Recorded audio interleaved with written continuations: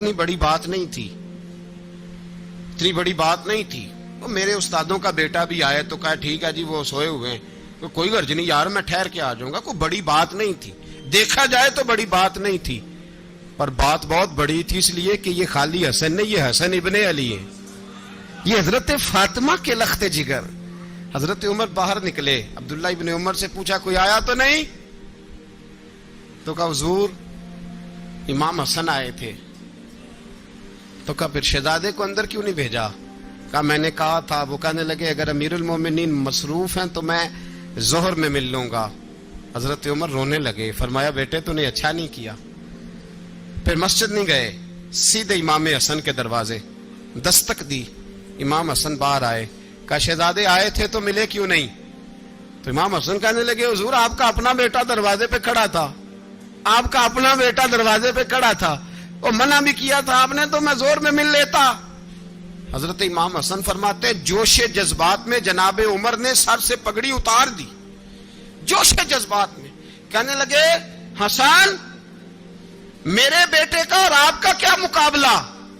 क्या उसकी मां का नाम फातिमा ज़हरा है? क्या उसकी नानी का नाम खतीजतुल कुबरा है? क्या उसके नाने का नाम मोहम्मद मुस्तफा है? आपका और उसका क्या मुकाबला? फिर रो पड़े और कहने लगे बेटे मैं मक्के के सहराओं में ऊंट चराया करता था, ये जो मेरे सर पर इज्जत के बाल हैं ये तेरे नाने के उगाए हुए।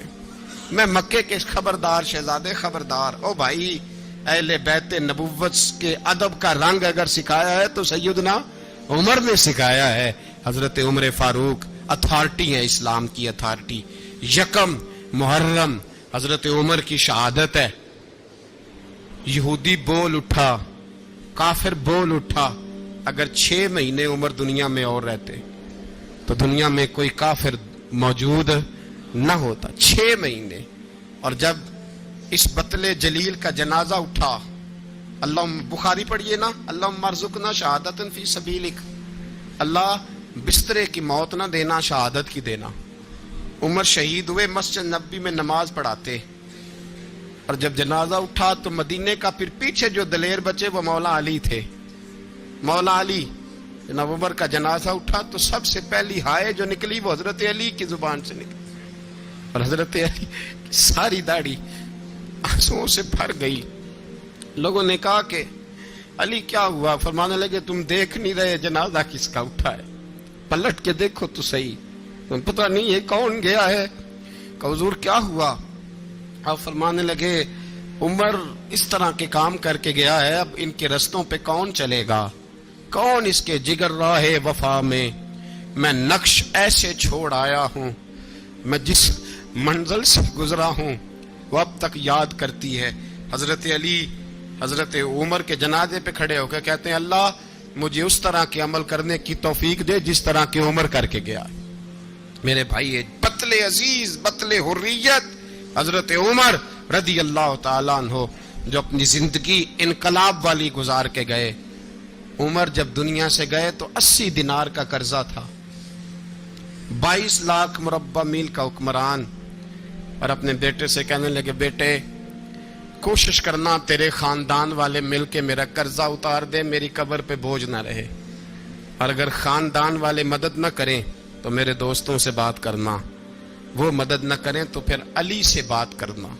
इनका प्यार आपस में इतना और तू इख्तलाफ साबित कर रहा है। 80 दिनार का कर्जा छोड़कर हजरत उमर दुनिया से गए और जाती दफा कह गए मेरे बाद मेरे बच्चों को हुकूमत के मशवरे में भी शामिल ना करना, हुकूमत के मशवरे में भी मेरी औलाद शामिल ना हो। इतना बड़ा शख्स इतना बड़ा रंग दे के यकम मुहर्रम को जब उमर फारूक का विसाल हुआ तो बेटे से कहने लगे अम्मा आयशा से जाके कहो मेरा भी नबी पाक के रोजे में दफन होने को दिल करता है। एक कब्र की जगह है अम्मा जी ने अपने लिए रखी है, बुखारी है बुखारी। हजरत आयशा के पास साहबजादे गए, कहने लगे अम्मा जी उमर को जख्म लग गया है, हालत बड़ी परेशानी वाली है। वो कहते हैं अगर अम्मा इजाजत दें। सैयद आयशा रो पड़ी, फरमाने लगी कि अपनी कब्र की जगह तो नहीं ना किसी को देता, पर उमर ने कमाल ही बड़ा किया। उसे कहो जाओ गुंबद खजरा में कयामत तक जो मुस्तफा पे और अबू बकर पे सलाम पड़ेगा वो तुझ पे भी सलाम पढ़ के जाएगा। جاؤ میں نے جگہ دی. اعلیٰ حضرت فاضل بریلوی رحمت اللہ علیہ فرماتے ہیں وہ عمر جس کے آداب شیدہ شکر، اس خدا دوست حضرت پہ لاکھوں سلام. اس خدا دوست حضرت پہ آپ یقین کریں، ممبر پہ بیٹھا ہوں، حضرت عمر کا جب نام لیتا ہوں تو میرے وجود کے رونگٹے کھڑے ہو جاتے ہیں. حضرت عمر کی زندگی جب پڑھتا ہوں تو لگتا ہے خدایا ایسے شخص بھی دنیا میں آئے، ایسے لوگ. عزیز دوستو، بزرگوں اور بھائیوں، امیر المومنین، خلیفۃ المسلمین، مراد مصطفیٰ صلی اللہ تعالی علیہ وسلم حضرت سیدنا عمر فاروق رضی اللہ تعالیٰ عنہ کو 26 ذی الحج کو زخم لگا تھا، قاتلانہ حملہ آپ پر کیا گیا تھا، اور 1 محرم الحرام کو اسلام کے اس بطل جلیل، اس قائد، اس لیڈر اور دنیائے اسلام پر اپنی سیرت کے انمٹ نقوش چھوڑنے والے اس خوبصورت انسان نے دنیا سے پردہ فرمایا. حضرت عمر فاروق رضی اللہ تعالیٰ عنہ ان لوگوں میں سے ہیں جو ابن الوقت نہیں ہوتے، ابو الوقت ہوتے، جو وقت کے مطابق نہیں بدلتے بلکہ وقت کو اپنے مطابق بدل دیا کرتے ہیں. یہ وہ لوگ تھے کہ دین ان کا اوڑھنا بچھونا تھا، ان کا چلنا پھرنا دین تھا، ان کا ہنسنا اور رونا دین تھا. انہیں علم الیقین سے لے کر عین الیقین تک ایک خاص مقام اللہ نے عطا کر دیا تھا. تو بس پھر یہ سمجھ گئے تھے کہ دین ہی زندگی ہے، دین ہی روح ہے، اور دین ہی ہماری اصل ہے. نبی کریم صلی اللہ تعالی علیہ وسلم نے فرمایا کہ میں نے خواب دیکھا ہے، کچھ لوگوں کو میں نے قمیضیں پہنے ہوئے دیکھا، کچھ کی قمیضیں ناف تک تھیں، کچھ کی پیٹ تک تھیں، اور کچھ کی گھٹنوں تک تھیں. عمر میں نے تمہیں بھی دیکھا ہے، تمہاری قمیض تو پیروں سے ٹکرا رہی تھی. تو حضرت عمر کہنے لگے حضور خواب کوئی دیکھتا ہے، تعبیر کوئی بتاتا ہے، پر یہاں کمال یہ ہے کہ خواب بھی آپ نے بتایا ہے، تعبیر بھی آپ ہی بتائیں گے. حضور پھر بتا دیں اس خواب کی تعبیر کیا ہے. تو حضور نے فرمایا تعبیر یہ ہے کہ کسی کا دین ناف تک، کسی کا گھٹنوں تک، کسی کا پیٹ تک، اور عمر تو سارا ہی دین میں لپٹا ہوا ہے، تو سارا ہی دیندار ہے، سارا ہی. حضرت عمر فاروق رضی اللہ تعالیٰ عنہ آئیڈیل ہیں، ایک ہیرو ہیں. ان کی زندگی کے درجنوں پہلو ہیں. ہر سال ہم ایک پہلو بیان کر دیتے ہیں، کبھی عدل و انصاف پہ بات کر لیتے ہیں، کبھی نظام حکومت پر. ان کی زندگی کا ایک پہلو آج بھی ہماری گفتگو کا عنوان رہے گا. پر حضرت عمر کا مرتبہ اور مقام یہ ہے کہ نبی کریم علیہ السلام نے فرمایا کہ جبریل امین 950 سال میرے عمر کی شان بیان کریں تو عمر کی شان ختم نہیں ہوتی. 950 سال اگر حضرت جبریل بھی بیان کریں تو یہ مقام ہے سیدنا فاروق اعظم کا. اللہ تبارک و تعالیٰ نے جس طرح سارے نبیوں میں شان حضور کو عطا فرمائی، اسی طرح تمام نبیوں کے حواریوں میں سب سے زیادہ شان حضور کے غلاموں کو عطا فرمائی. قرآن مجید میں اللہ کریم نے فرمایا یا ایھا الذین آمنوا قوا انفسکم واہلیکم نارا. فرمایا اے ایمان والو خود بھی جہنم کی آگ سے بچو اور اپنے گھر والوں کو بھی دوزخ کی آگ سے بچاؤ. خود بھی بچو اور اپنے گھر والوں کو بھی. ہماری ساری نصیحتیں باہر والوں کے لیے. باہر ہمیں بہت بڑا لیکچر بھی دینا پڑے تو چلتا ہے، بہت بڑی داستان سرائی بھی کرنی پڑے تو چلتی ہے. سٹیٹس اور معیار یہ ہے کہ سارا کچھ باہر والوں کے لیے، اور گھر کے وہ پھول جن کی آبیاری بھی ہم نے کرنی تھی، کوئی جڑی بوٹیاں اور گائیں تو وہ کاٹنی بھی ہم نے خود تھی، دھوپ اور چھاؤں کا خیال بھی ہم نے رکھنا تھا، وہاں ہماری نظر نہیں ہوتی. پڑوسی کے بچے کیا کر رہے ہیں یہ سارا پتہ ہوتا ہے، اور میرے گھر میں کیا گل کھل رہے ہیں اس کی مجھے خبر نہیں ہوتی. حضرت عمر فاروق نے جب یہ آیت نازل ہوئی تو فوراً عرض کیا یا رسول اللہ صلی اللہ علیہ وسلم، اس کا کیا مطلب ہے کہ خود بھی دوزخ کی آگ سے بچو اور اپنے گھر والوں کو بھی بچاؤ؟ تو نبی کریم علیہ السلام نے فرمایا عمر اس کا مطلب یہ ہے کہ جن چیزوں کا اللہ رسول تمہیں حکم دیتے ہیں تم اپنے گھر والوں کو ان چیزوں کا حکم دو، اور جن چیزوں سے اللہ رسول تمہیں منع کرتے ہیں تم اپنے گھر والوں کو بھی ان چیزوں سے منع کرو۔ حضرت عمر فاروق کی زندگی میں جو چیز آپ کو بہت زیادہ ملے گی نا، وہ یہ ہے کہ آپ نے جتنا کڑا احتساب محاسبہ باہر والوں کا کیا ہے نا، اس سے زیادہ بڑھ کے اپنا اور اپنے گھر والوں کا کیا ہے۔ یہ بڑا عجیب معاملہ ہے کہ ہم جتنے لوگ ہیں ہمارا معیار یہ ہے کہ سامنے والا غلط ہے اور میں ٹھیک، یعنی دوسرے کا بچہ گلی میں نظر آ جائے تو اس کی غلطیاں نکلنی شروع ہو جائیں گی، اور میرا بچہ سارا شہر گھوم آئے ایک ٹائر پہ موٹر سائیکل پہ، تو ہم کہتے ہیں کہ ابھی بچہ ہے، انشاءاللہ سیانا ہو جائے گا۔ اگر ابا جی آج تک سیانے نہیں ہوئے کہ اس کو سمجھا لیں، تو پھر بیٹے کا سیانا ہونا تو ہو سکتا ہے کہ وہ 60-70 سال لگ ہی جائیں۔ گھر کے اندر جب تک توجہ نہیں ہوتی، اور سب سے پہلے جب تک اپنی ذات پر توجہ نہیں ہوتی، میں کہا کرتا ہوں کہ باہر لیکچر چلتا ہے، گھر میں عمل چلتا ہے۔ لیکچر باہر چلتا ہے، گھر کے اندر عمل چلے گا۔ باہر تو آپ نے کہہ دیا نماز پڑھا کرو، ختم ہو گئی بات، لیکن گھر میں بچے نماز تب پڑھیں گے جب ان کے والد نماز پڑھیں گے۔ گھر میں کہہ دیا پردہ کرو، پر گھر میں بچیاں پردہ تب کریں گی جب ان کی اماں پردہ کرے گی۔ گھر کے اندر عمل چلتا ہے، باہر تو چلو بات بھی چل جاتی ہے۔ تو والد کا جب تک کردار بچے نہیں دیکھتے جب تک، اتنی دیر تک ان کا تبدیل ہونا ممکن نہیں ہوتا۔ حضرت عمر فاروق رضی اللہ تعالیٰ عنہ نا باہر والوں کا بھی بڑا سخت حساب کرتے تھے۔ بڑا ایک گورنر صاحب نے لباس بڑا شاندار پہننا شروع کر دیا تھا، تو حضرت عمر نے اتروا کے نا تو انہیں ٹاٹ کا لباس پہنا کے تو اونٹ چرانے کی ڈیوٹی دے دی تھی۔ اتنا سخت احتساب کرتے۔ کسائی کی دکان پر بھی 1-2 گھنٹے کھڑے ہوتے تھے۔ جو آدمی مسلسل 2 دن گوشت خریدتا تھا نا، فرماتے تھے اس کا ٹیکس بڑھا دو، لوگوں کو دال نہیں مل رہی اور یہ روز گوشت کھاتا ہے۔ حضرت فاروق اعظم، اس کو جزیہ کہا جاتا تھا، یا کچھ اور معاملات ہوتے تو بڑھا دیتے تھے۔ مسلسل جو 2 دن آدمی گوشت کھاتا تھا، فرماتے تھے مدینے میں غربت ہے، اگر یہ والا نظام تم کرو گے تو غریب لوگ کس کی طرف دیکھیں گے۔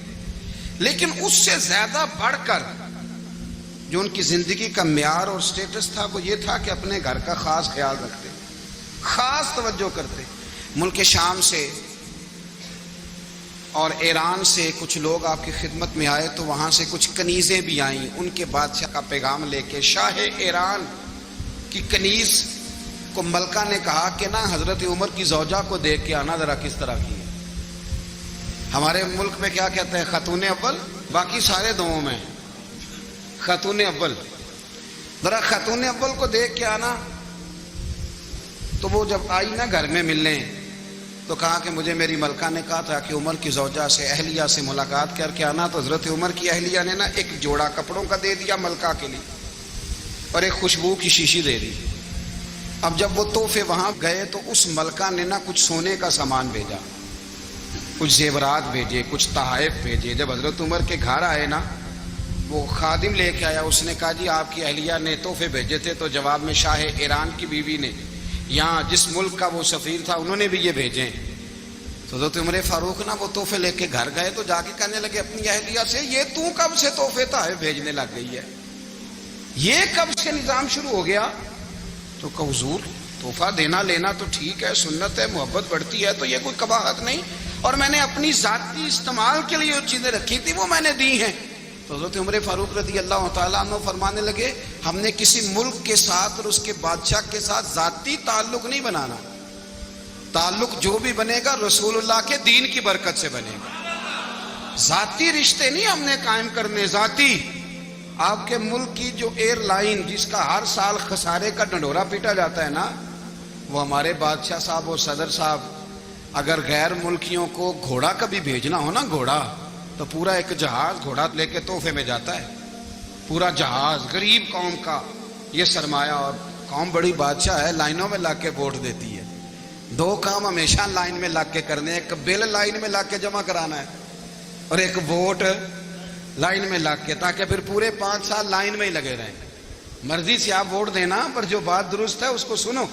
حضرت عمر فاروق رضی اللہ تعالی عنہ نے اپنی اہلیہ سے پوچھا کتنے کا تھا وہ تیرا جوڑا اور خوشبو کی شیشی؟ انہوں نے کہا 3 دینار کی۔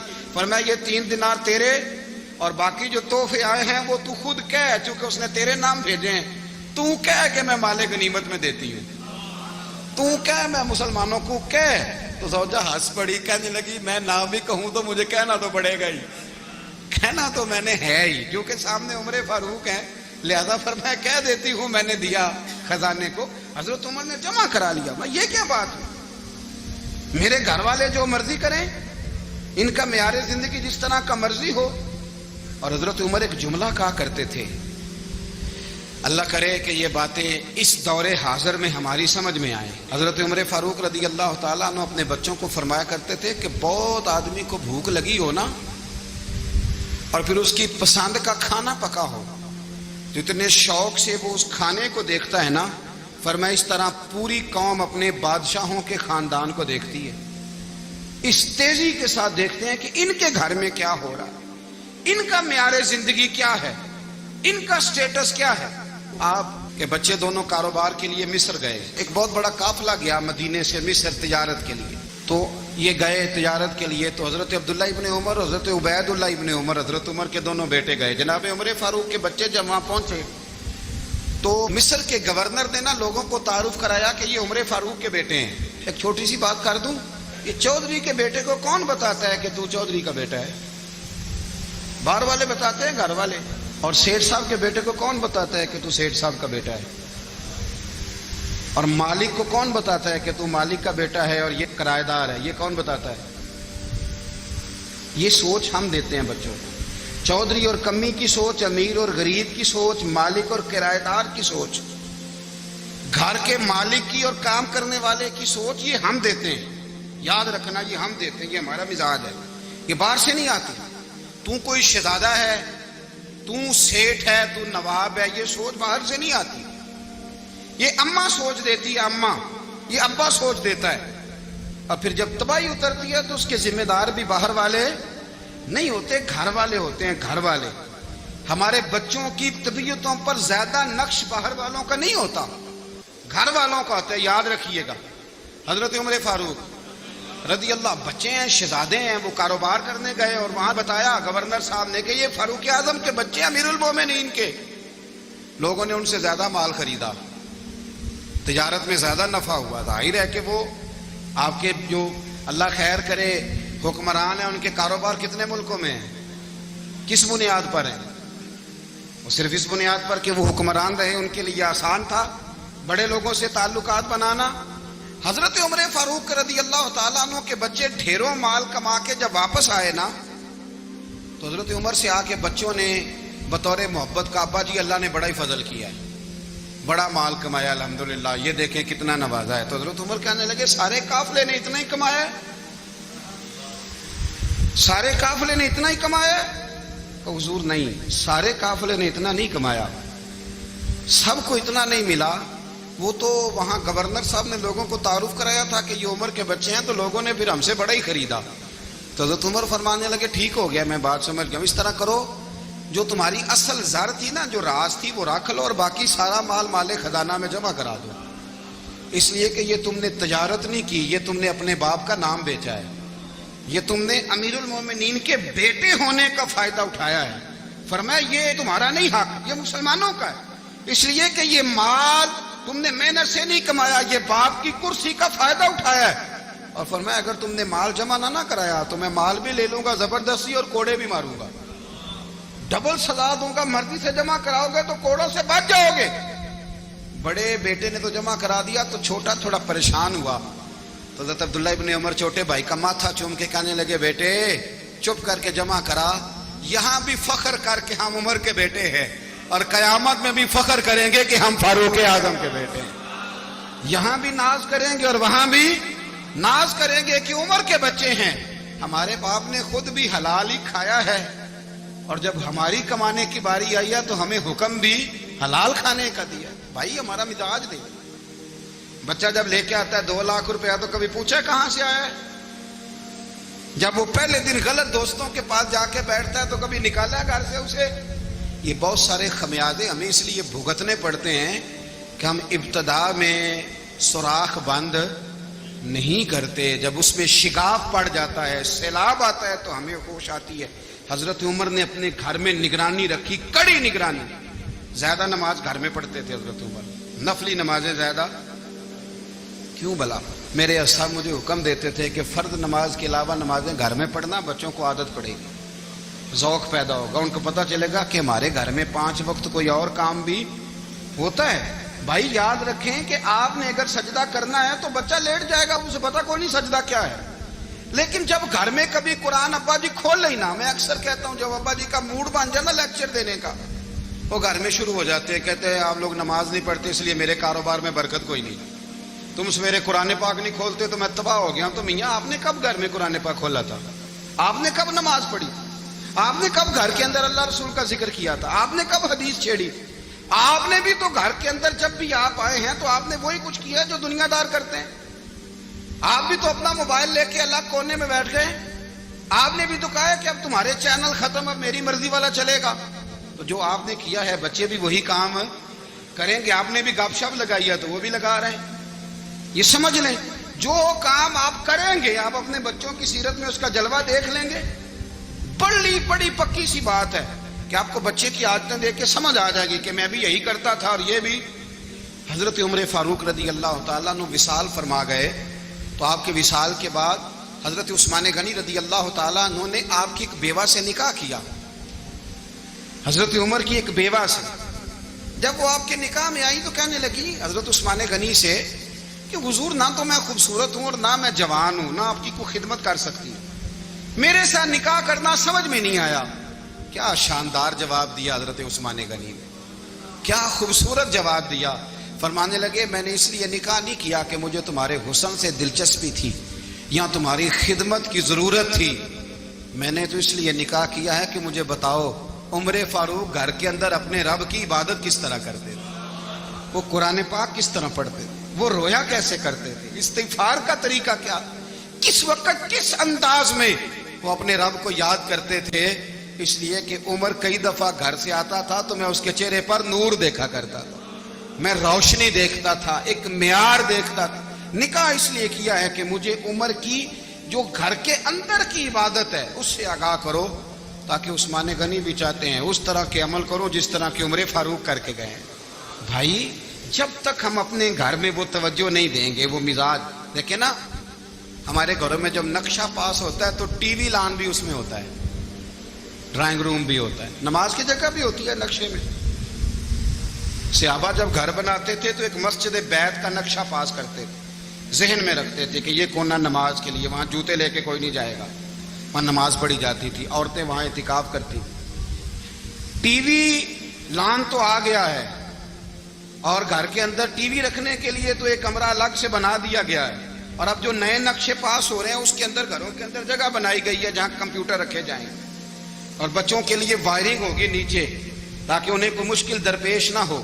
یہ ساری چیزیں ہم نے نہانے کے لیے گھروں کے اندر اتنے بڑے واش روم بنائے ہیں کہ لگتا یہ ہے کہ سوائے نہانے کے اور کام ہی نہیں کوئی گھر میں ہوگا.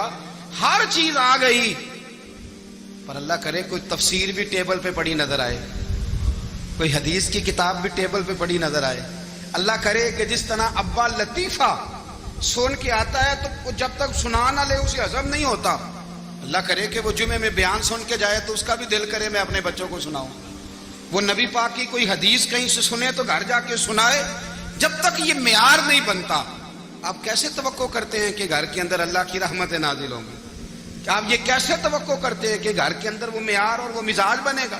حضرت عمر فاروق نے ذاتی زندگی پر جو توجہ دی, گھر والوں کے معیار پر جو توجہ دی حضرت عمر فاروق رضی اللہ تعالیٰ عنہ نے, وہ بھی بڑی دیدنی ہے. حضرت ابو موسیٰ اشعری کو نا آپ نے وزیر خزانہ بنایا تھا, تو حضرت ابو موسیٰ اشعری کہتے ہیں کہ حضرت عمر کو شیخ خزانے میں رہنے تو دیتے نہیں تھے. ایک دن نا میں صفائی کر رہا تھا اس کمرے کی جس میں خزانہ رہتا تھا. ہمارے تو ملک میں جو جاتا ہے وہ صفائی کر کے ہی جاتا ہے, اللہ خیر کرے. اور خیر معیار بدلتا ہے, جو پچھلی حکومت ہوتی ہے وہ قرضہ اٹھاتی ہے, وہ باہر سے جاتی ہے تو قرضہ لے کے آتی ہے, اور جو نہیں آتی ہے وہ کہتی ہے ہمیں پیکج مل گیا ہے. وہ قرضہ نہیں اٹھاتے, ان کو کیا ملتا ہے؟ یعنی پچھلی نے قرضہ لیا تھا اور ہم نے، واہ جی واہ کیا خوبصورت انداز ہے، اس کا نام بدل کے نا، انہوں نے قرضہ لیا تھا اور ہم نے، میں کہا بڑے شاندار سیانے بندے ہو گئی۔ حضرت سیدنا ابو موسیٰ اشعری کہتے ہیں کہ میں نے نا مال غنیمت کی صفائی کی تو 1 دینار مجھے نا کہیں پڑا ہوا مل گیا، تو فرماتے ہمیں اجازت ہوتی تھی کہ 1 دینار ہم اپنی مرضی سے کہیں خرچ کر سکتے تھے، اگر آپ ناراض نہ ہوں تو ہمارے ہاں جب چیئرمین صاحب، ناظم صاحب ٹھیکے دیتے ہیں تو ٹھیکیدار ان کا چھوٹا بھائی ہوتا ہے یا چچا کا بیٹا ہوتا ہے یا خالہ کا بیٹا ہوتا ہے، وہ خود ناظم ہوتے ہیں اور ان کا چھوٹا بھائی ٹھیکیدار ہوتا ہے، یعنی وہ نا سارا کچھ گھر کے اندر ہی رہتا ہے، گھر کے اندر ایک پیسہ دیتا ہے دوسرا واپس اس کو واپس کر دیتا ہے، گھر کے اندر ہی۔ اب تو خیر ہمارے لوگ سمجھدار ہو گئے، ایک بندہ ایک سیاسی جماعت میں ہوتا ہے، دوسرا دوسری میں، اور تیسرا جس کی بھی حکومت آئی حکومت تو ہماری رہے گی نا، ایک بندہ تو ہے نا اس جماعت۔ یہ اچھا لوگوں نے ایک طریقہ نکالا ہے۔ تو حضرت عمر کے بیٹا گزر رہا تھا تو حضرت ابو موسیٰ اشعری کہتے ہیں میں نے صفائی کی تو 1 دینار نکلا، تو میں نے وہ 1 دینار نا حضرت عمر کے بیٹے کو دے دیا، میں نے کہا لو بیٹا اپنے چچا کی طرف سے تحفہ۔ تو گھر جا کے انہوں نے حضرت عمر کو بتایا کہ چچا نے پیسے دیے ہیں، چھوٹے بچے تھے۔ حضرت عمر نے حضرت ابو موسیٰ اشعری کو بلا لیا اور بلا کے فرمانے لگے میں تو تمہیں اپنا دوست جانتا تھا اور تم نے میری اولاد کو ہی دنیا دار بنانا شروع کر دیا، میرے بچوں کو ہی تم نے دنیا دار پیسوں پہ لگانا شروع کر دیا، میں تو تمہیں یار سمجھتا تھا۔ فرمایا تمہیں چاہیے تھا میرے بیٹے کو نصیحت کرتے کہ بیٹا پیسوں سے رب راضی نہیں ہوتا، اس کی رضا والے کام کیے جائیں تو رب راضی ہوتا ہے۔ اور فرمایا تمہیں کوئی اور گھر نہیں ملا تھا تباہ کرنے کے لیے، میرا ہی گھر ملا تھا، اٹھاؤ اپنا دینار اور خبردار آج کے بعد میرے بچوں کے ساتھ یہ والی نیکی نہ کرنا۔ اور ہمارا کیا سٹیٹس ہے، دوستی ہے یہ اس سے جو تحفے زیادہ دے، جو بچوں کو خراب کرنے میں مدد زیادہ کرے اس کے ساتھ یہ رہا۔ حضرت عمر نے گھر پہ اور سب سے بڑھ کر اپنی ذات پہ توجہ کی۔ حضرت ابو مالک رضی اللہ تعالیٰ عنہ کہتے ہیں میں عمر کے پیچھے پیچھے ایک باغ میں گیا، اکثر اس باغ میں جایا کرتے تھے، اور عمر جا کے نا تو درخت کے نیچے بیٹھ گئے اور فرمانے لگے او امیر المومنین اللہ سے ڈر جا، ورنہ جس رب نے حکومت دی ہے وہ عذاب بھی بڑا دے گا، ڈر جا رب سے۔ کبھی ساری زندگی حضرت عمر نے اپنا کوئی تعارف نہیں کرایا، کبھی نہیں۔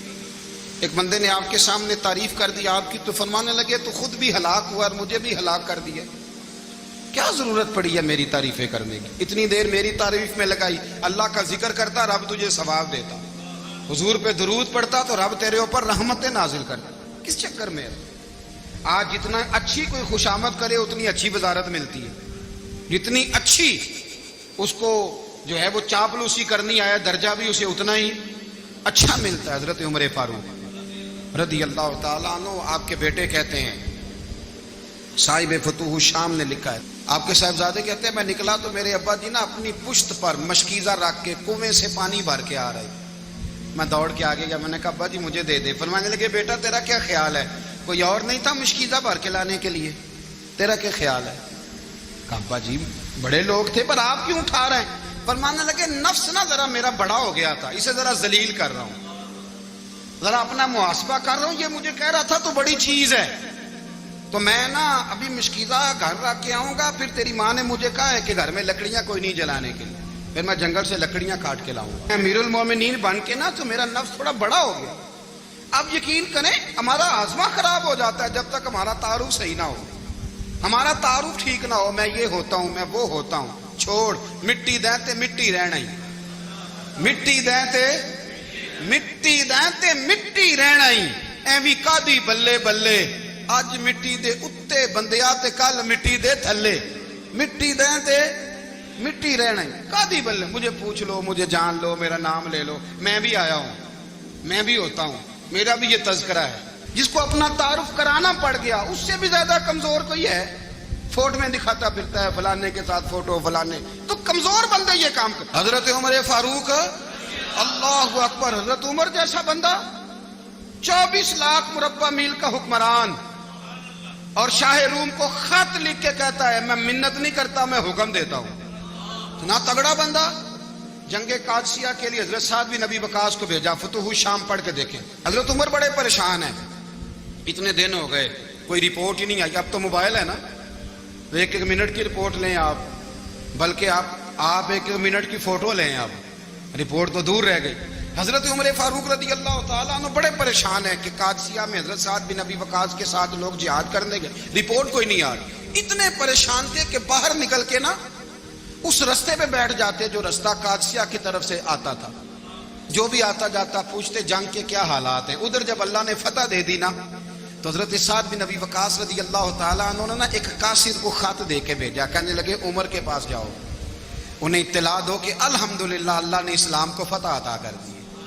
یہ حضرت عمر کو جا کے دینا، وہ بڑے پریشان ہوں گے۔ وہ جو اس زمانے میں اس طرح ہوتا تھا کہ کئی دور دور سے صحابہ جو دوسرے شہروں کے ملکوں کے رہنے والے ہوتے تھے وہ بھی آ کے شامل ہو جاتے تھے جہاد میں۔ کوئی 1 دفعہ مدینے آیا، کوئی 2 دفعہ آیا، پھر اپنے اپنے علاقوں میں۔ بہت سارے لوگوں نے زیادہ دفعہ حضرت عمر کو دیکھا بھی نہیں تھا۔ وہ جو قاصد خط لے کے آیا تھا نا، اس نے 1 آدھ دفعہ دیکھا تھا، حضرت عمر بوڑھے ہو گئے، وہ پہچانتا نہیں تھا۔ ادھر سے وہ خط لے کے آ گیا۔ حضرت عمر مدینے سے باہر نکل کے اس روڈ پہ بیٹھے تھے جو قادسیہ سے آتا تھا۔ جب وہ اس آدمی کو آتے دیکھا تو حضرت عمر اٹھ کے کھڑے ہو گئے، فرمانے لگے قادسیہ سے آ رہے ہو؟ وہ کیا کہتا ہے؟ پھٹے پرانے کپڑے، ٹوٹے ہوئے جوتے، سر پہ پرانی پگڑی، کہنے لگے غلام مدینے کے رہنے والے ہو؟ حضرت عمر کہنے لگے ہاں مدینے کا ہوں۔ کہا میں قادسیہ سے آیا ہوں، الحمدللہ اللہ نے اسلام کو فتح دے دی ہے، الحمدللہ کفر کی کمر ٹوٹ گئی ہے۔ اس نے یہ بات کر کے تو گھوڑے کو ایڑی لگائی، گھوڑا دوڑنے لگا مدینے کے، حضرت عمر بھی ساتھ ساتھ دوڑ رہے ہیں۔ فرمانے لگے اچھا بتاؤ خالد بن ولید کا کیا حال ہے؟ تھوڑا آگے جا کے فرمانے لگے اسامہ بن زید کیسے ہے؟ وہ کہتے ہیں ٹھیک ہے۔ پھر اس نے اور گھوڑا، عمر ساتھ ساتھ دوڑ رہے ہیں، ساتھ ساتھ 24 لاکھ مربع میل کا حکمران، ایک جوتا پیر سے نکل گیا، عمر دوڑ رہے ہیں۔ آگے جا کے پوچھتے ہیں سعد بن ابی وقاص کا کیا حال ہے؟ کہ حضور وہ بھی ٹھیک ہے۔ کتنے لوگ میرے شہید ہو گئے مسلمانوں میں سے؟ کہنے لگا صحیح گنتی کا نہیں پتا، یہ لفظ ادا ہوتے ہوتے مدینے کی سرحد آ گئی۔ لوگوں نے عمر کو گھوڑے کے ساتھ دوڑتے دیکھا تو کہا امیر المومنین کیوں دوڑ رہے ہیں؟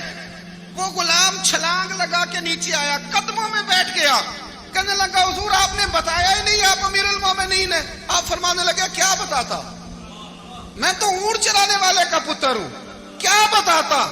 وہ عمر ہوں جس نے اپنے گناہوں کا حساب دینا ہے، کیا بتاتا؟ جو سعد بن ابی وقاص کو جہاد پہ بھیج کے خود بزدلوں کی طرح گھر میں بیٹھا ہے، کیا بتاتا؟ کوئی حیثیت نہیں، کوئی تار۔ تو نے اچھا کیا، تو مجاہد تھا، مجھے ساتھ ساتھ دوڑایا، تو نے اچھا کیا۔ جتنے لوگ تھے چیخیں مار کے رونے لگے۔ حضرت فاروق اعظم سے کہنے لگے عمر جب تک تیرے جلوے رہیں گے اللہ کامیابیاں ہی عطا فرمائے گا، جب تک تیرا رنگ رہے گا اللہ تعالیٰ نوازتا ہی رہے گا۔ کچھ نہیں، کبھی اپنا آپ ظاہر ہی نہیں کیا۔ بہت بڑے تھے، بہت بڑے تھے حضرت عمر، بڑے تھے۔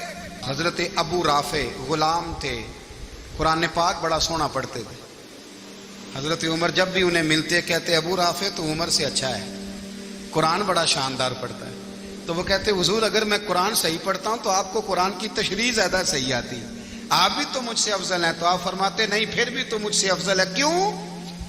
اس لیے کہ تو اپنے آقا کی نوکری بھی ٹھیک کرتا ہے اور رب کی عبادت بھی ٹھیک کرتا ہے، اور مجھے خالص صرف عبادت کرنی ہوتی ہے وہ بھی ٹھیک نہیں کر پاتا۔ ساری زندگی اپنا محاسبہ، ساری زندگی اپنے گریبان میں دیکھا، ساری زندگی اپنے آپ کو پرکھا، اپنے آپ کو ٹٹولا۔ 62 سال عمر بیت گئی۔ حضرت حذیفہ بن یمان ایک صحابی تھے، میرے نبی کریم علیہ السلام نا ان سے راز کی باتیں کرتے تھے۔ ہر بندے کا ہاضمہ ٹھیک نہیں ہوتا، سب سے راز کی بات نہیں کرنی چاہیے۔ حضرت حذیفہ بن یمان کہتے ہیں حضور راز کی باتیں بتاتے۔ مدینہ منورہ میں جو منافقین تھے ان کی لسٹ بھی نبی پاک نے حضرت حذیفہ بن یمان کو دی تھی۔ جب کوئی مشکوک آدمی مر جاتا نا تو صحابہ کہتے ہیں ہم دیکھتے اگر حضرت حذیفہ نے جنازہ پڑھا ہے تو ہم بھی جنازہ پڑھ لیتے۔ نبی پاک نے بھی کچھ جنازے نہیں پڑھے، ترمذی میں ہے، فرمایا عثمان سے جو